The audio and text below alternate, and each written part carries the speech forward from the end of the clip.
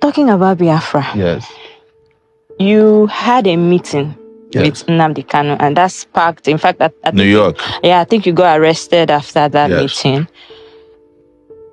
People would say, you people are not fighting the same cause. You are fighting to be the president of the country. Yes. He is fighting to divide the country. Yes.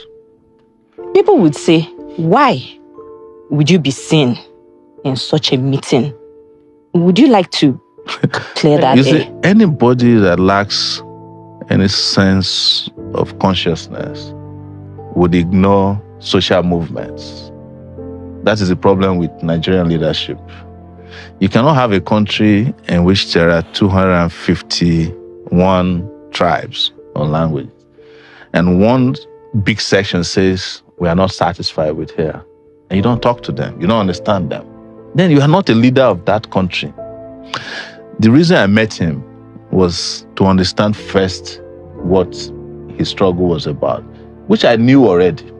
And secondly, to also advise him on the way that I think we could all work together.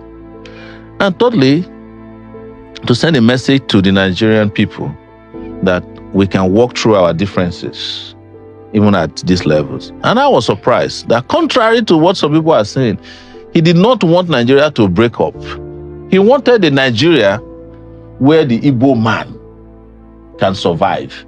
But for an Igbo man to survive in Nigeria, as it is currently put together, Nigeria must break. Wait, the meeting you had with Nnamdi Kanu. Yes. You are telling us now that Nnamdi Kanu, from what you understand from the meeting with him, he does not want Nigeria to break, to divide. No, he said clearly that it is too late for Nigeria to come together. But he gave his conditions. We live streamed the meeting now. It's online. Okay. And part of it was live streamed. Some of them were private. But he said that he feels that if Nigeria were to respect certain protocols, including a referendum inserted in the constitution, and he still says it even now in court, that if he's released, he will go back and end the bloodshedding. The bloodshedding is in that part, and that a conversation can. He says that in every court appearance, that he's being held is not helping the opportunity to have a conversation about whatever it is, the unity you are begging for. But you see, Nigeria has a problem, and I've always said Nigeria has an Igbo problem. And I'm not saying it to please people who are known as Igbos.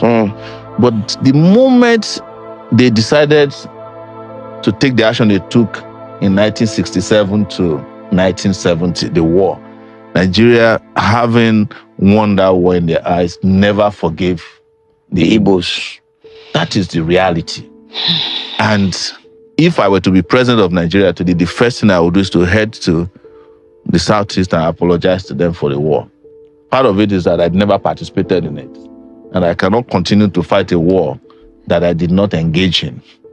And then ask them, what do we want? So are you saying that the federal government has, even before successive governments, they've always had this anger against the Igbos? There is a secret memo, I don't know where it is located, in government, that whenever we want to take charge in this country, be careful of the Igbo.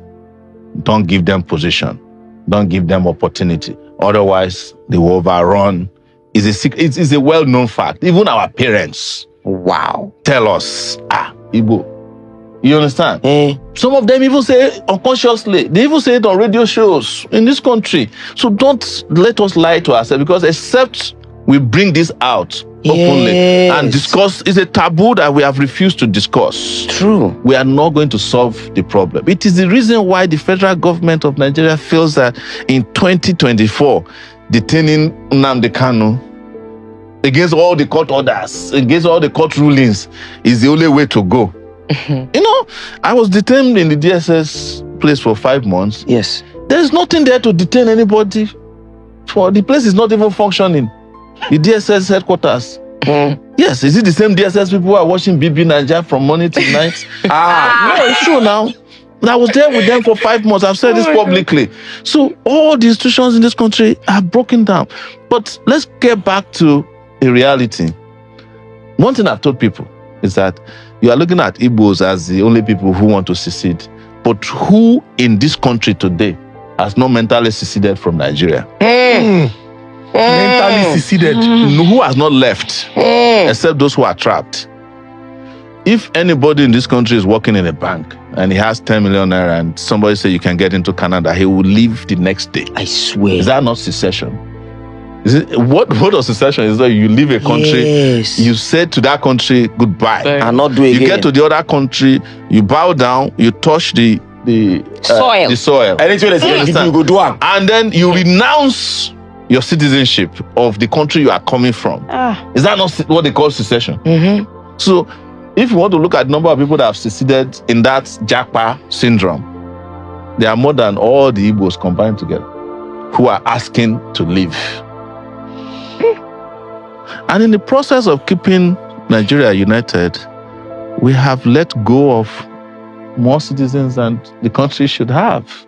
Yes. So you think if they had, because I mean, from the last thing you said now, you say in the process of trying to keep Nigeria united, yes, we have let go of more citizens than we should have. Of course. So if we had allowed for the division or secession of Nigeria, most of our citizens that are outside would not have been outside. No, you see, it is not the secession I'm talking about. Okay, what are you talking about? It is what led to the war that we did not address. Okay. And what happened after the war. Why is it that Nigeria hasn't been able to overcome the Biafran problem? It's because Nigeria never addressed what the Biafrans were asking for before the war. What were they asking for? They were asking for to be treated not as second-class citizens in this country. Don't you know what happened, the called pogrom in this country, where people were slaughtered and their bodies and their heads placed inside the train going down south? Yes, from the different parts of the north. Are we ignoring that? So that happened before the war. Before the war, that's what they call pogrom. People who were settled, doing well, they were slaughtering them and sending their bodies and their heads inside calabash and sending on trains that was heading east. Were they Easterners? They were Easterners. Yes, why are you asking me? It's there in, go and Google it now. So you expect that will happen, and then there was a war that eviscerated 3 million people. Wow. And when the war was over, you just say, oh, nobody was vanquished, nobody was victorious. And then 3 hours. But you still kept a memo and said, don't trust them. Collect people money, yes, give them 20 pounds. And then you took their properties. Ojukwu did not get back JAMB until 1992. Now his father's house, that is known as JAMB headquarters here in Ikoyi.